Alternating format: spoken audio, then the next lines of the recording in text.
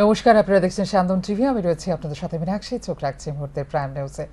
রাজধানী আগরতলা যোগেন্দ্রনগরস্থিত K9 নামের animal resource centre পরিদর্শন করেন রাজ্যের প্রাণী সম্পদ বিকাশ দপ্তরের মন্ত্রী সুধাংশু দাস। নানা ধরনের গবাদি পশুকে ক্ষত বিক্ষত অবস্থায় উদ্ধার করে এনে চিকিৎসার মধ্য দিয়ে তাদেরকে সুস্থ করে তোলা হয় এই সেন্টারে। এই গবাদি পশুগুলোর মধ্যে গরু এবং কুকুরের পরিমাণটাই বেশি। এই সমস্ত গবাদি পশুগুলোর কোথা থেকে উদ্ধার করে এখানে নিয়ে এসে কিভাবে চিকিৎসা প্রদান করে সুস্থ করে তুলছে তার বিস্তারিত তথ্য সেন্টারের কর্মকর্তারা তুলে ধরেন মন্ত্রী সুধাংশু দাসের সামনে। পরবর্তী সময়ে মন্ত্রী সুধাংশু দাস তাদের উচ্ছ্বসিত প্রশংসা করার পাশাপাশি বলে, একজন মানুষ যেভাবে মানুষকে সেবা শুশ্রূষা করার মধ্য দিয়ে মানুষকে সুস্থ করে তোলেন, ঠিক সেভাবেই এই সেন্টারে কর্মকর্তারা সুস্থ করে তুলছেন গৃহপালিত প্রাণীদের। তিনি আগামী দিনে এই সেন্টারের পাশে দাঁড়ানোর প্রতিশ্রুতি দিয়েছেন। পাশাপাশি সরকারিভাবেও সব ধরনের সহযোগিতার আশ্বাস দেন মন্ত্রী সুধাংশু দাস।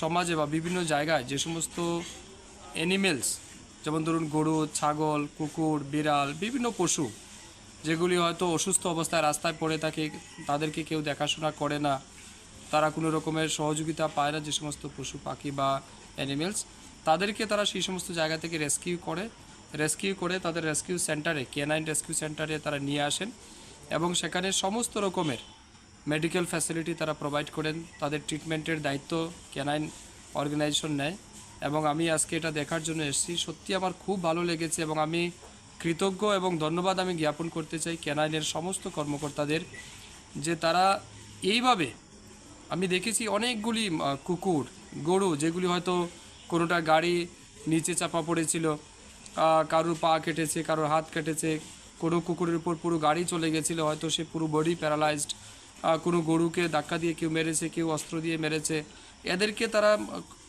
মানে রেস্কিউ করে সেই সমস্ত জায়গা থেকে তারা এখানে তুলে এনে একটা মানুষের প্রতি মানুষ যেভাবে চিকিৎসা পরিষেবা। বিধানসভায় নিয়োগ প্রক্রিয়া বাতিল করায় শুক্রবার বিকেলে আগরতলা শহরে সরব হলো বাম ছাত্র যুব সংগঠনগুলো। তারা অভিযোগ তুলে বিজেপি সরকারের বেকার বিরোধী নীতি একের পর এক নিয়োগ প্রক্রিয়া বাতিল করছে।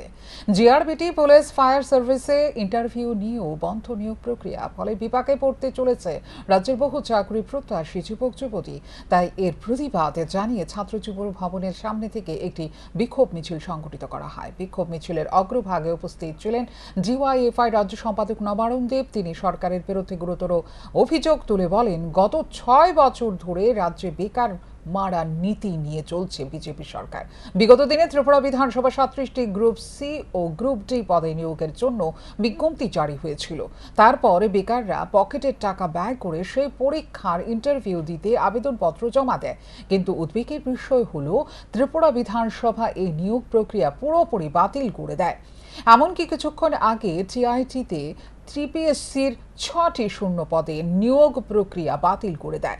তিনি আরও বলেন, যখন কোনো একটি নিয়োগ প্রক্রিয়া উদ্যোগ নেয় সরকার, তখন সাংবাদিক সম্মেলন করে মন্ত্রীরা ঢাক ঢোল পিটিয়ে প্রচার করেন। আর এখন এভাবে নীরবে সে নিয়োগ প্রক্রিয়া বাতিল করে দিচ্ছে। কিন্তু এর জন্য সরকার লক্ষ লক্ষ টাকা বেকারদের কাছ থেকে সংগ্রহ করতে প্রতারণার ফাঁদ সৃষ্টি করেছেন। তাই এটা ভয়ঙ্কর একটা সরকার। ধাপে ধাপে নিয়োগ প্রক্রিয়া বাতিল করার পেছনে মূলত উদ্দেশ্য হলো বিনা ইন্টারভিউতে আউটসোর্সিং এর মাধ্যমে নিজের কাছের লোকদের নিয়োগ করতে সরকারি সিদ্ধান্ত নিয়েছে। এর তীব্র নিন্দা জানায় বাম ছাত্র যুবরা বলে জানান তিনি। রাজ্যে গত 6 বছর যাবৎ বেকার বিরোধী, বেকার মারা নীতি নিয়ে বিজেপির নেতৃত্বে সরকারটা চলছে। আজকে ঘুম থেকে উঠেই ত্রিপুরার বিধানসভা 37টা পোস্টে নিয়োগের জন্য গ্রুপ সি গ্রুপ ডির বিজ্ঞপ্তি জারি করেছিল। বেকাররা পকেটে টাকা দিয়ে ফর্ম পূরণ করে, এই অ্যাপ্লিকেশন পূরণ করে আজকে সেই নিয়োগ প্রক্রিয়া সম্পূর্ণভাবে অ্যাসেম্বলি বাতিল করে দিয়েছে। তারপর কিছুক্ষণ আগে টিপিএসসি 6টা পোস্টে টিআইটিতে অ্যাসিস্ট্যান্ট প্রফেসর নিয়োগের জন্য বিজ্ঞপ্তি জারি করে কিছুক্ষণ আগে একটা নোটিশ দিয়ে এই নিয়োগ প্রক্রিয়া বাতিল করে দিয়েছেন। পুত্রের হাতে রক্তাক্ত মা। ঘটনা বিশালগড় মহকুমা চাম্পামুড়া এলাকায়। পাষণ্ড পুত্রের শাস্তির দাবিতে শেষ পর্যন্ত বিশালগড় থানা দ্বারস্থ হল অসহায় এই গর্ভধারিণী মা। কুলাঙ্গার পুত্রের হাতে রক্তাক্ত গর্ভধারিণী মা। রক্তাক্ত এই গর্ভধারিণী মায়ের নাম রেখা দাস। ঘটনা বিশালগড় মহকুমার চাম্পামুড়া এলাকায়। গর্ভধারিণী মা রেখা দাস জানিয়েছেন, তার গর্ভের সন্তান রাজেশ দাস এখন নেশার সমুদ্রে ডুবন্ত। রাজেশ দাস তার স্ত্রীর গয়না গাঁঠিও বিক্রি করে দিয়েছে এই নেশার চাদরে আচ্ছন্ন থাকার জন্য। মানুষের কাছ থেকে ধার দেনা করছে আর বাড়িতে এসে টাকার জন্য চাপ সৃষ্টি করছে তার স্ত্রী এবং তার মা রেখা দাসের উপর। শুক্রবারের ঘটনাটাও ব্যতিক্রম ছিল না। মা রেখা দাস হোটেলে কাজ করে। কাজ শেষে বাড়িতে আসার পর কুলাঙ্গার পুত্র রাজেশ দাস তার মা রেখা দাসের কাছে টাকা চায়। মায়ের কাছে টাকা না পেয়ে মাকে বেধড়ক মারধর করে এই কুলাঙ্গার সন্তান। শুধুমাত্র রক্তাক্ত করে ক্ষান্ত থাকেনি এই পাষণ্ড পুত্র, মায়ের ডান হাত ভেঙে ফেলার চেষ্টা করে। শেষ পর্যন্ত ছেলের শাস্তির দাবিতে এই গর্ভধারিণী মা রেখা দাস দ্বারস্থ হয় বিশালগড় থানার। এর বউরে জিনিস আইনা দিত, বাপের বাড়িতে জিনিস আইনা দিত, কেড়ে জিনিস না আইনা দিলে এ বউর লোক অশান্তি করে, আমার লোক অশান্তি করে। জিনিস কেড়ে আইনা দিব, একবার বন্ধক দিয়ে লাইছে, আমি কইছি তোমার বাপের বাড়িতে রাখতে হবে, এটা জিনিস আইনা দেওয়া। সব জিনিসপত্র সব শেষ করে লাইছে, ভাঙ্গিয়া চুইরা করো, জিনিস নাই কিচ্ছু। আর শুধু খালি টাকা, মানুষের তো টাকা লইতে আছে, স্টুডেন্ট এই বাইক লিয়া লাইছে। কি করে টাকা দেয়া? সবসময় নেশা টেশা করে, সবসময় নেশা করে। তখন আমার বইতেছে কথাটাও তোমার লোক কথা শুনো, একটা বোতল আনো, আইন নেশায় কথা শুনো। এখন পেয়েছেন আপনি? আমি এখন থানাতে আইছি। কি চান আপনার ছেলের? আমি স্যার যেইটা শাস্তি হেরে আপনারা দেন এই শাস্তি চাই। কুলাঙ্গার পুত্রের এই ধরনের কাণ্ডে রীতিমতো আতঙ্কিত মা এবং তার পুত্রবধূ। বিশালগড় থানার পুলিশ এই পাষণ্ড পুত্রের বিরুদ্ধে কি ধরনের ব্যবস্থা গ্রহণ করে এবারে সেটাই দেখার। শান্তন টিভি। হাস্যকর এবং উদ্বেগজনক ঘটনা সোনামুড়ায়। সংস্কারের জন্য গোমতী নদীর ওপর স্টিল ফুট ব্রিজ 1 মাসের জন্য বন্ধ রাখা হলেও কোনো রকম সংস্কার ছাড়াই শুক্রবার আচমকাই খুলে দেওয়া হয় এই ফুটব্রিজটি, যার কারণে আতঙ্ক ছড়িয়ে পড়েছে স্থানীয়দের মধ্যে। সোনামুড়া মহকুমায় গোমতী নদীর ওপর স্টিল ফুট ব্রিজটির অনেকটা অংশ জুড়ে মরণ ফাঁদে পরিণত। যে কোনো সময় ঘটতে পারে বড়সড় দুর্ঘটনা। আর এই দুর্ঘটনা এড়ানোর জন্যই দীর্ঘ প্রায় 1 মাস আগে এই স্টিল ফুট ব্রিজে সাধারণ মানুষের চলাচল বন্ধ করে দেওয়া হয়েছিল প্রশাসনের তরফে।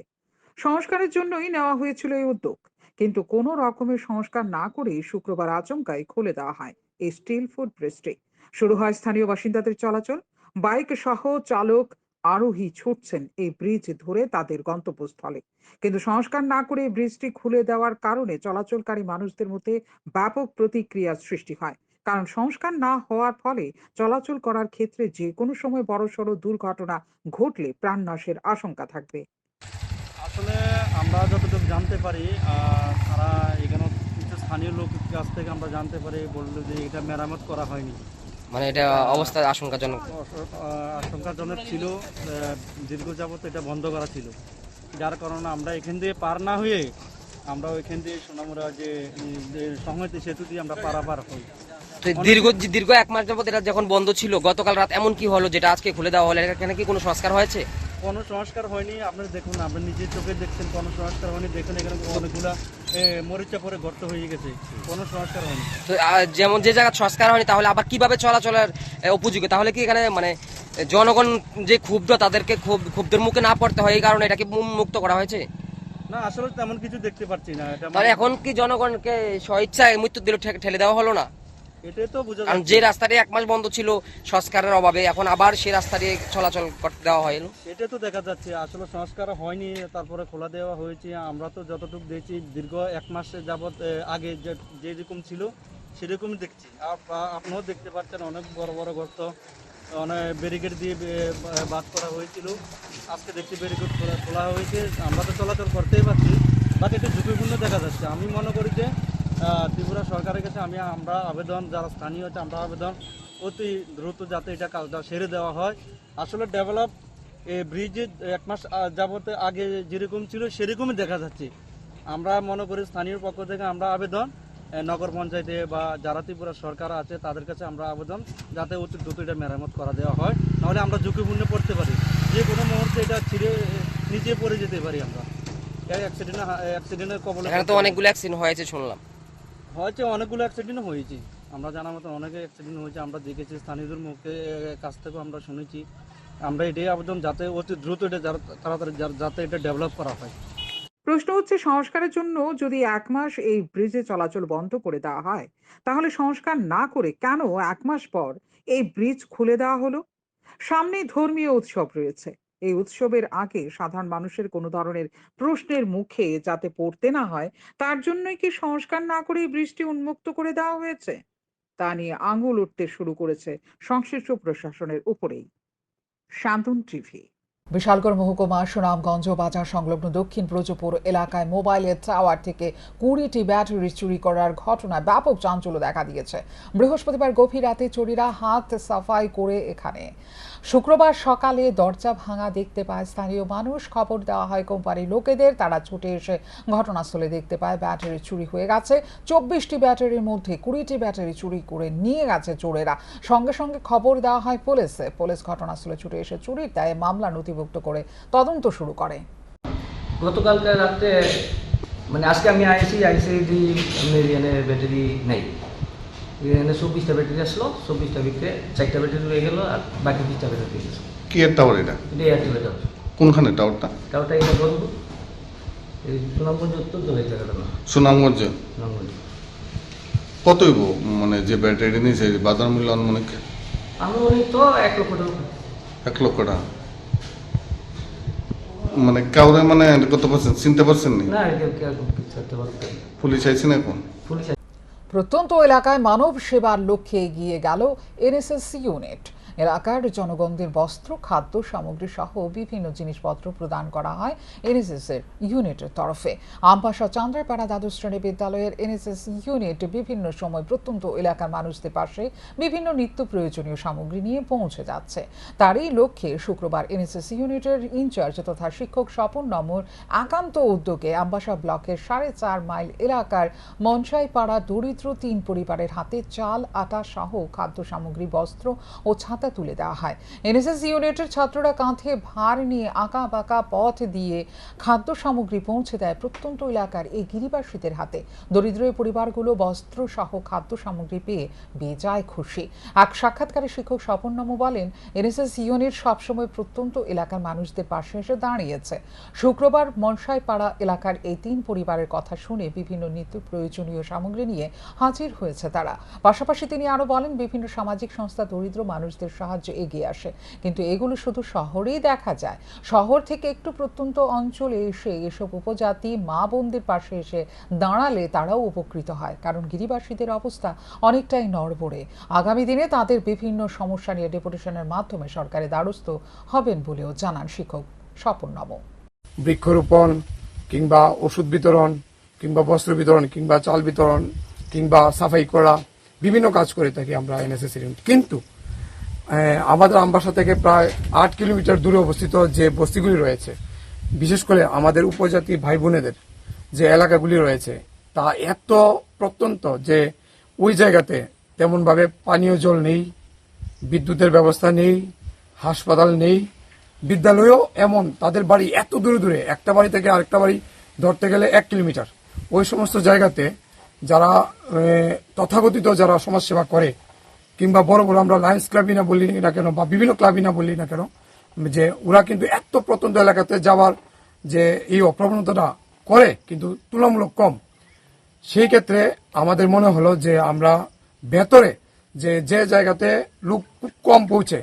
এখনকার মতো এই মুহূর্তের সংবাদ এই পর্যন্ত। অন্যান্য আপডেটস দেখার জন্য অবশ্যই নজর রাখতে হবে শান্তন টিভির পর্দায়। শান্তন টিভি, দায়বদ্ধতাই যার ঐতিহ্য।